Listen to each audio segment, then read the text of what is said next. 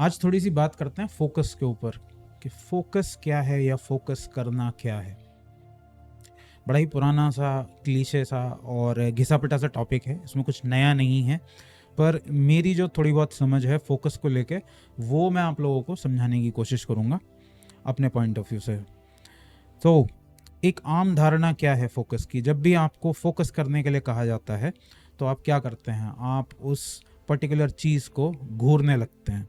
जैसे विपस्सना मेडिटेशन का एक उदाहरण लेते हैं।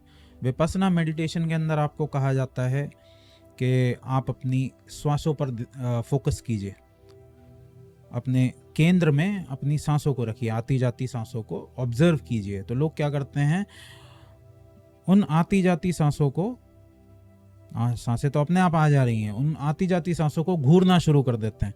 उसकी वजह से होता क्या है, उनके सिर में भारीपन होना शुरू हो जाता है, थोड़ी देर के बाद दर्द होने लगता है, वो बहुत देर तक फोकस नहीं कर पाते हैं, जो कि बिल्कुल ही गलत चीज़ है। ये इस टेक्निक को समझने का बिल्कुल ही गलत तरीका है।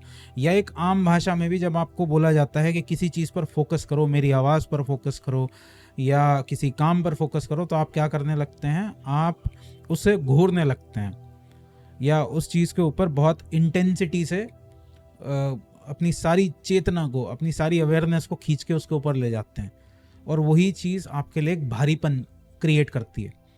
आपकी बॉडी में एक हैवीनेस आ जाती है, आपका सर भारी होने लगता है, आपका मन करता है वहाँ से भागने का। पर असल मायनों में जो फोकस के असल मायने हैं, फोकस का मतलब किसी चीज़ को घूरना नहीं है। सांस को घूरना या काम को घूरना या आवाज़ को घूरना, ये या ध्यान के लिए करने के लिए बहुत सारी टेक्निक हैं जिसमें बोला जाता है कि इस पर्टिकुलर बिंदु की तरफ आप फोकस करो, तो आप घूर के उस बिंदु को देखने लगते हैं। तो फोकस का जो मेन उद्देश्य है वो घूरना नहीं है। आप जब भी घूरेंगे आपके शरीर में एक अजीब सा तनाव पैदा हो जाएगा, एक अजीब सी टेंशन पैदा हो जाएगी, जो सबसे पहले तो आपका सिर में दर्द करने लगेगी, आपके बॉडी को अनकंफर्टेबल कर देगी। ओके, पहली चीज ये समझना है कि फोकस क्या नहीं है। तो फोकस क्या नहीं है, घूरना फोकस नहीं है। तो फिर फोकस है क्या? फोकस है आपकी प्रेजेंट में रहने की ability. This is the key. How to, your ability to stay with the fact, your ability to stay with the present moment, your ability to stay with you, because you are the present moment, you are present. ये आपकी वो काबिलियत है जो आपको present के साथ या सत्य के साथ, जो हो रहा है फैक्ट के साथ बनाए रखती है। That is focus. तो फैक्ट से दूर ना जाना, फैक्ट से दूर ना भागना, दैट इज फोकस। उदाहरण के लिए, फैक्ट क्या है कि इंसान एक ऐसा प्राणी है जिसे गुस्सा आता है, वो एक क्रोधी स्वभाव का प्राणी है, ये फैक्ट है।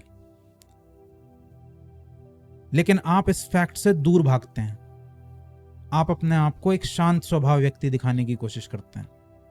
फैक्ट क्या है कि इंसान एक हिंसक प्राणी है, हिंसा उसके अंदर है, लेकिन आप इस फैक्ट से दूर भागते हैं और अपने आप को अहिंसक दिखाने की कोशिश करते हैं।